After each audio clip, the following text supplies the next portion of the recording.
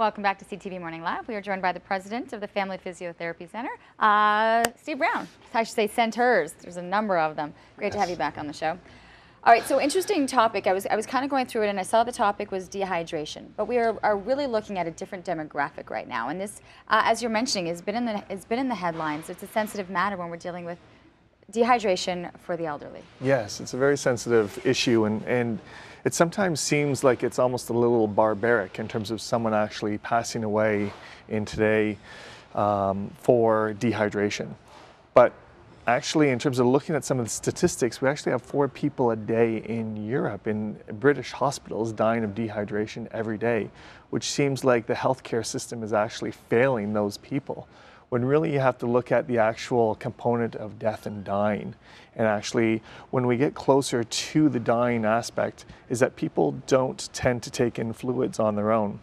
So you do have multiple organ failures and things like that as a result of the dehydration. So it's a really sensitive issue where is there a quote, quote, lack of care on one side of the argument as opposed to the death and dying process on the other, and where is the fine line between that? Which is a very tough fine line to deal with, and of course you've got family members and loved ones who are looking at a family member or a friend and saying, okay, how can we help? But it's difficult because also there's times when you might not feel thirsty.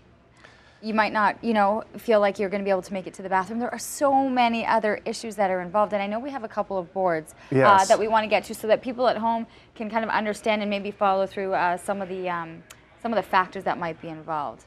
Yeah, so we can look at here in terms of some of the signs and symptoms of dehydration. This is some of the mild things of you're feeling thirsty, you have some decreased or dark urine, it's concentrated urine, you could have a headache and some dizziness at the mild stage. Once we get into the more moderate, severe aspect of it, you're starting to get lethargic, you have that sunken eye, your skin in terms of starts to tent up is what they call it on the forehead, and increased blood pressure and what have you.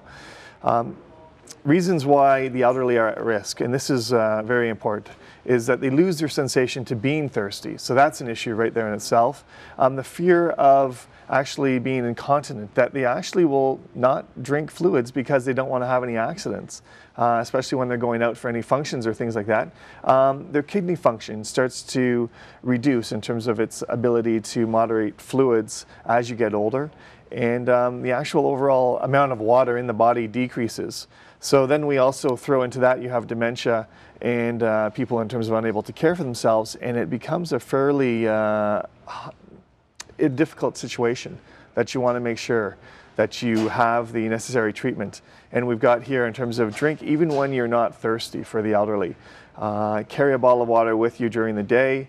I know I have water in terms of at night. This is for anyone really when we're looking at. This is an overall list. I mean, we should all be kind of following this. Yeah, eating fruits and vegetables high in water content, reducing the diuretic, reducing the amount of coffee that you're drinking, and the tea and other drinks that will actually take the water out of your body.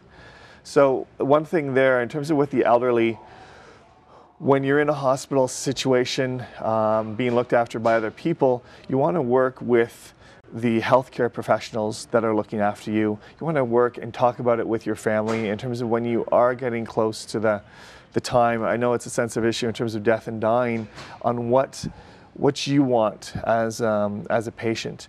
Do we want the intravenous amount of fluids going into your body? Do you want a feed tube and what have you? So that everyone around you can understand in terms of what your wishes are in terms of for this process.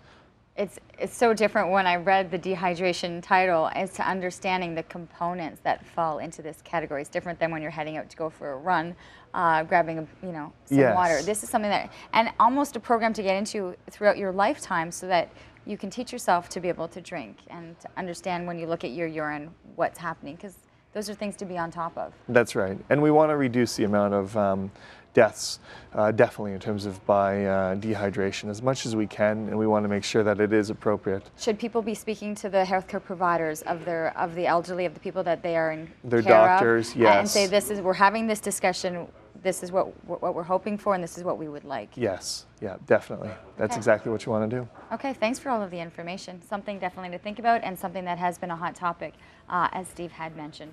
I'll see you in 2 weeks' time for another installment of Healthy Living.